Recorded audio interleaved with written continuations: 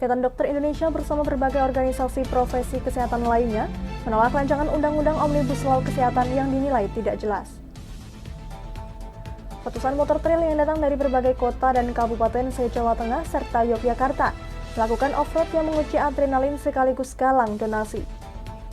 Film karya sineas muda asal Brebes berjudul Butik berhasil masuk nominasi Swedish International Film Festival. Selamat sore pemirsa, selama 30 menit ke depan kami akan menemani Anda bersama saya Amanda Soraya. Inilah kabar Indonesia.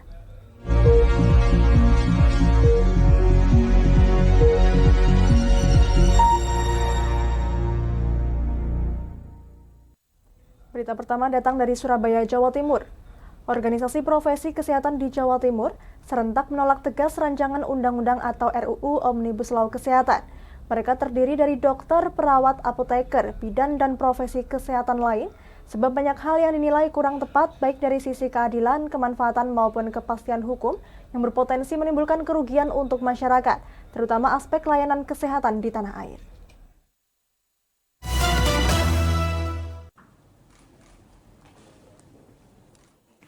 Ketua Ikatan Dokter Indonesia atau IDI Jawa Timur, Dr. Sutrisno mengatakan saat ini isu tentang Omnibus Law Kesehatan sudah santer di mana-mana.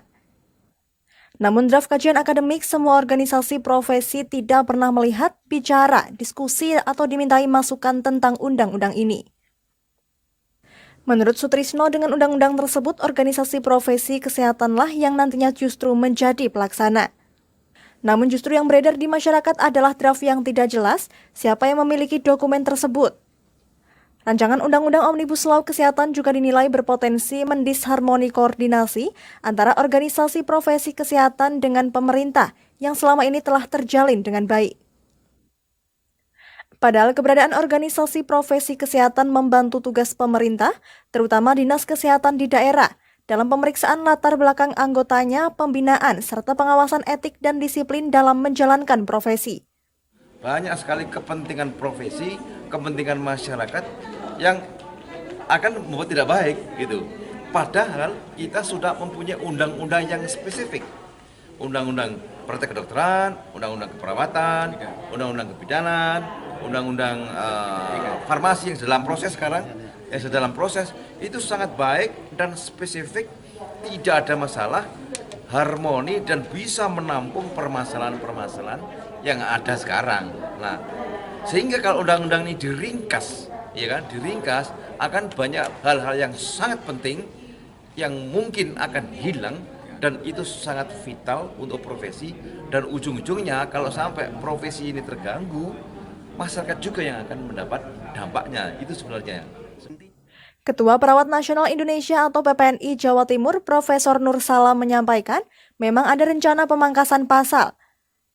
Menurutnya, jika mendapat bocoran pasal dalam Undang-Undang Keperawatan yang berjumlah 7 pasal menjadi 2 pasal dari 300 pasal dalam draft rancangan Undang-Undang Omnibus Law Kesehatan. PPNI menilai beberapa pasal yang dipangkas justru yang penting, seperti pasal yang mengatur tentang jenis perawat hingga surat tanda registrasi atau STR tentang perizinan praktik. Dan ini dimasukkan di dalam Omnibus Law ini. Jadi metode Omnibus Law ini kan penggabungan dari berbagai. Draft tadi memang kita belum punya bocoran, kami hanya 2 yang ada itu dari 9 item yang ada. Bagaimana itu nanti kita wujudkan? Ujung-ujungnya nanti peraturan. Nah, peraturan itu akan jelas melemahkan kita. Terakhir, bagaimana dampak pada masyarakat sehingga adanya suatu diskriminasi, ketidakadilan dan lain sebagainya sehingga peran kita ini menjadi tidak optimal. Bagaimana memberikan yang terbaik kepada masyarakat itu sendiri. Sejumlah organisasi yang menolak aturan yang telah masuk program legislasi nasional atau Prolegnas tahun 2023 itu, yakni Ikatan Dokter Indonesia atau IDI Jawa Timur, Persatuan Perawat Nasional Indonesia atau PPNI Jawa Timur, Persatuan Dokter Gigi Indonesia atau PDGI Jawa Timur, kemudian Ikatan Apoteker Indonesia atau IAI, Ikatan Bidan Indonesia atau IBI, dan Persatuan Ahli Teknologi Laboratorium Medik Indonesia atau PATELKI. Dari Surabaya, Jawa Timur, Sultan Asauki, Lingkar TV, melaporkan. Kita beralih ke Semarang, Jawa Tengah. Badan Nasional Narkotika Provinsi Jawa Tengah memusnahkan barang bukti sabu dengan total berat mencapai 7,9 kg hasil ungkap 2 kasus yang berbeda. Pemusnahan ini dilakukan untuk mencegah terjadi penyalahgunaan yang telah mendapat ketetapan dari kejaksaan.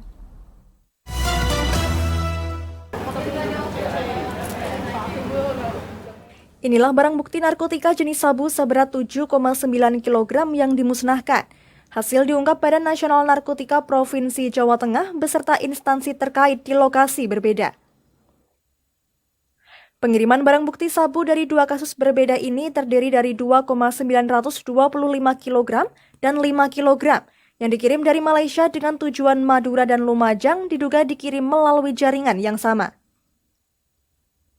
Untuk barang bukti sabu 2,925 kg sabu merupakan hasil pengungkapan jaringan Malaysia Madura pada bulan September lalu.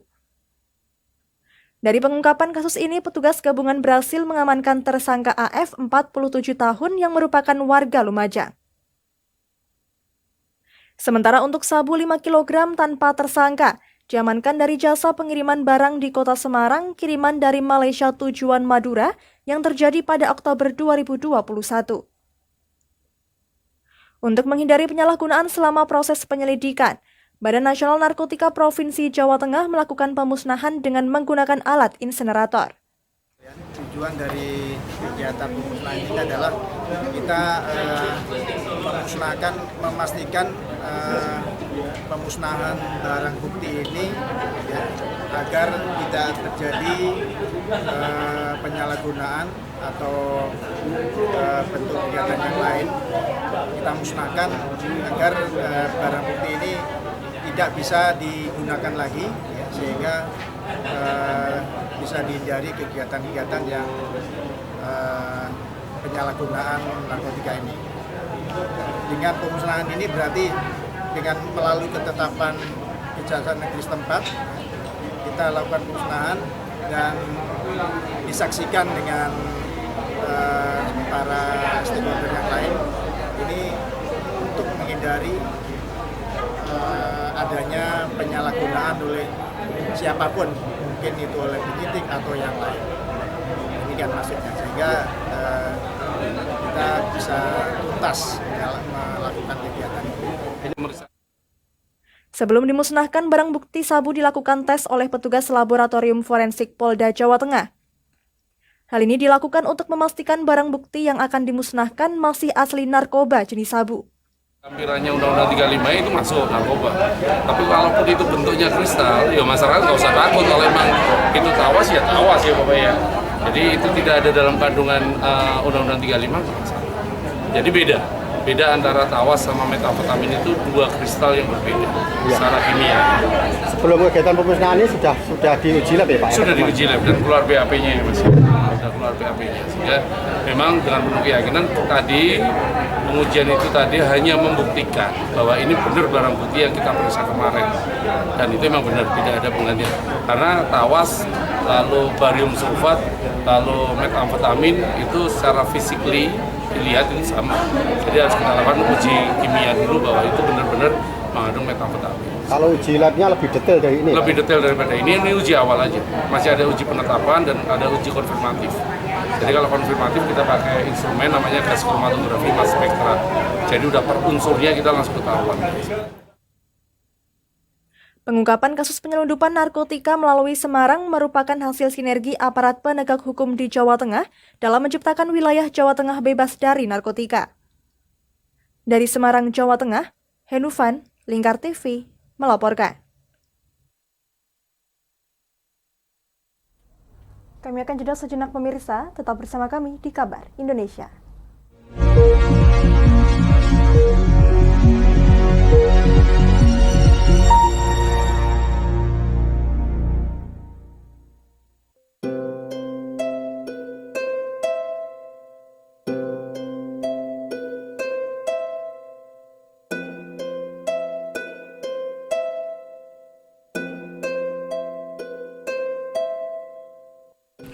Wah iki yo siaran TV wae apik temenan. Filme cocok karo suasanane. Elah. Apa bro ngene iki awan-awan kok. Iki lho nonton TV, Kang. Wah, kenal nedan kowe wong kenang delok HP kok delok TV piye? Wah, kurang update kowe iki, Kang. Lho maksudnya piye kok ngarani aku ora update itu? Iki lho deloken aku nonton TV tenan. Apa kira nonton HP? Wong delok HP ngono kenal nedan apa iki. Iki lho delok siarane. Lho, kok iso ya? Yo TV apa? Jenenge Lingkar TV, Kang. Saiki erane TV kok ngene iki. Kok Lingkar TV nek dia awak dhewe panggone iso nonton TV lewat HP. Kok ngene iki. Ana film-film ngene iku ya? Iya, filme apik-apik kaya ngene iki. Awak dhewe nek sawah leren mbut gawe iso leren ndelok film-film ngene iki. Padha iso ngene iku. Iso, ora ketinggalan karo cah-cah kae. Duh. HP ku kok ora iso tak nggo ngono piye carane iki? Ki lho Rip, tak doi carane. Piye? Kowe buka Play Store. Play Store, Mas. Yo iku pokoke. Play Store apa? Ketik Lingkar TV.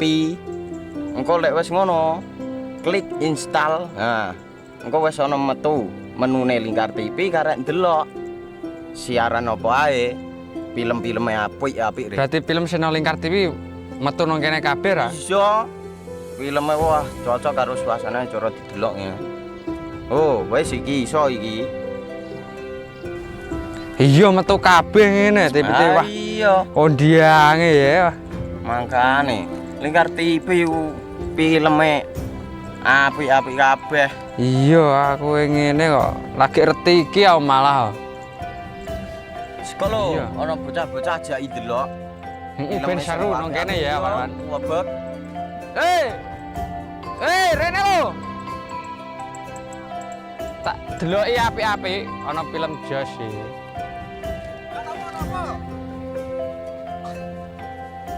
Rene go Rene. Oh iki lho tak deloki film nang Lingkar TV.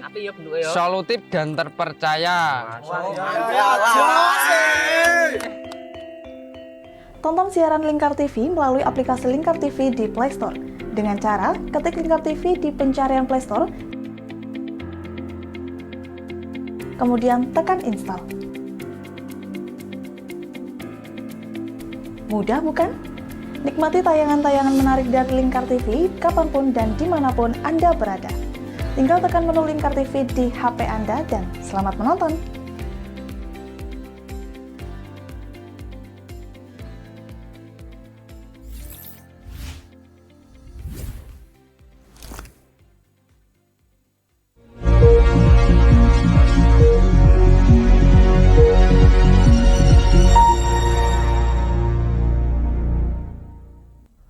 Ya, saat ini Anda masih menyaksikan Kabar Indonesia.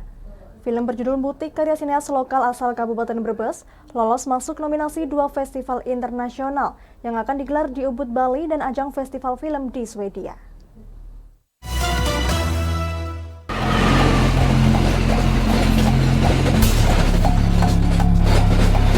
Inilah cuplikan film berjudul Butik, di mana dalam film itu menceritakan tentang nasib keluarga petani bawang merah yang selalu terpuruk dan ingin merubah nasib para petani bawang merah di Kabupaten Brebes.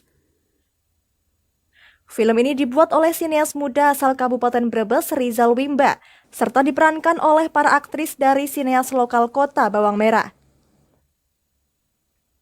Rizal Wimba yang pernah membuat film Rockstar from Brebes dan pernah ditayangkan di salah satu swasta nasional, berharap film Butik bisa meraih hasil terbaik di ajang Festival Swedish International Film Festival dan Fourth Dimension International Film Festival tahun 2022 yang digelar di Ubud, Bali pada akhir November ini.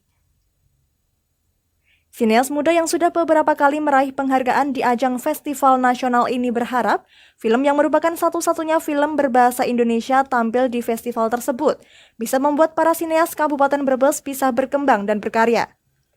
Simbol yang pengen gua kasih tahu ke orang luar lagi, nasional bahkan internasional, bahwa bawang Brebes itu pastinya punya kualitas bagus, dan itulah bawang merah itu salah satu simbolik secara spiritual yang ada di Brebes. Film ini durasi berapa Film ini durasinya 90 menit. Kemudian film ini lagi coba diikutkan di beberapa festival, ada di Indonesia juga, ada di luar negeri juga. Apa aja itu festival? Sementara yang lolos seleksi itu baru 2 sih. Yang ikut sih banyak, cuman 2 itu ada Four Dimension, itu eventnya ada di Ubud di Bali. Satunya lagi ada di SIFF, itu ada di Swedia. Yang film ini, butik ini? Yang film butik ini. Rizal Wimba berharap banyak sineas dari daerah untuk bisa berkarya dengan menampilkan karya-karya film yang terjadi di seputar daerah asalnya, sehingga bisa menceritakan kehidupan yang nyata di daerah tersebut. Rizal juga menjelaskan film independen yang dibuat dengan durasi 90 menit tersebut merupakan biaya mandiri dan ingin menunjukkan seputar permasalahan soal kehidupan petani bawang merah sebenarnya. Dari Brebes, Jawa Tengah, Gus Fadilah, Lingkar TV, melaporkan.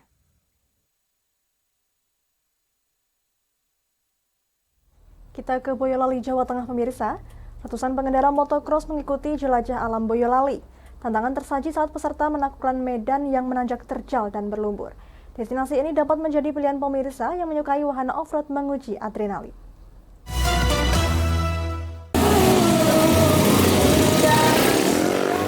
Ratusan motor trail ini mengikuti jelajah alam Boyolali di Desa Krasak, Kecamatan Teras, Boyolali, Jawa Tengah.